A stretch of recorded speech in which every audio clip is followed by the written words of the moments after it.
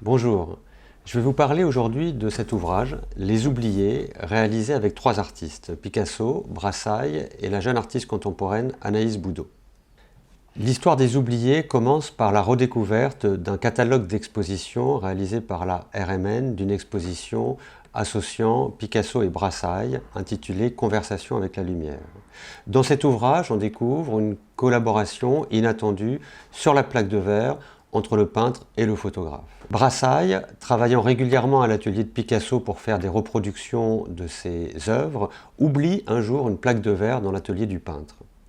Le peintre s'en saisit et commence à y réaliser un certain nombre de créations que l'on découvre dans l'exposition et que l'on va retrouver dans Les Oubliés. Nous sommes là aux années 30.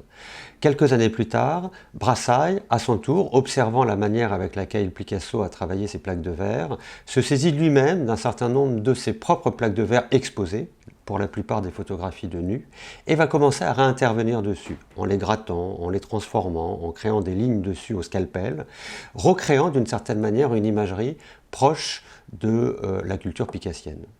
Pour ce nouveau vis-à-vis artistique, nous avions besoin d'une écriture contemporaine.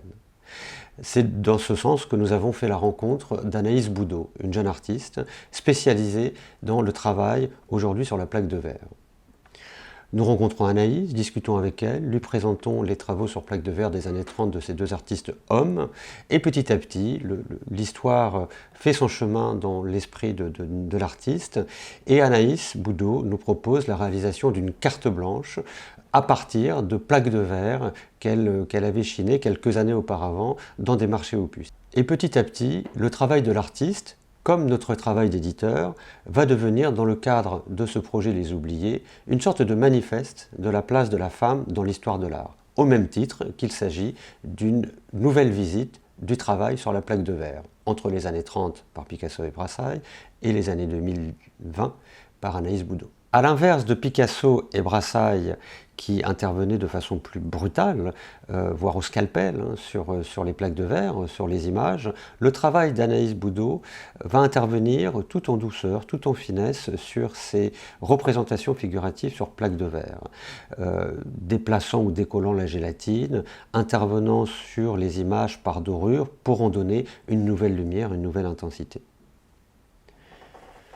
L'ensemble de ce travail, réuni donc dans l'ouvrage Les Oubliés, fait donc correspondre dans un dialogue artistique les œuvres sur plaque de verre de Picasso, suivies par les transmutations de Brassailles, et entremêlées d'un certain nombre de petites plaques de verre dorées. On en voit une originale sur la photo ici à côté de moi. Vous avez là la taille à l'échelle 1 d'une plaque de verre sur lesquelles a travaillé Anaïs Boudot, donc qui viennent un petit peu comme des rendez-vous, comme des phrases comme ça au milieu des œuvres de ces deux hommes dans l'ouvrage, avec encore une fois un regard différent et sur la femme et sur la plaque de verre qui apparaît comme une sorte de jet de lumière à travers la prestation de ces deux hommes sur les plaques de verre. Deux textes accompagnent l'ouvrage Les Oubliés. Un premier d'Anaïs Boudot elle-même qui présente la démarche qu'elle a eue dans le cadre de cette carte blanche. Un second texte d'Héloïse Conessa, conservatrice pour la photographie à la Bibliothèque nationale de France, vient introduire le travail d'Anaïs Boudot accompagné des travaux de Picasso et Brassailles dans un contexte d'histoire de l'art plus global, faisant intervenir la position de l'homme et de la femme dans l'histoire de l'art et également des pratiques comme la pratique sur plaque de verre.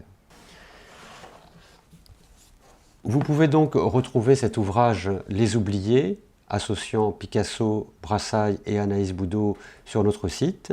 en édition courante, également accompagné d'une édition de tête de tirage réalisée sur papier argenté de certaines photographies d'Anaïs Boudot tirées de cette série.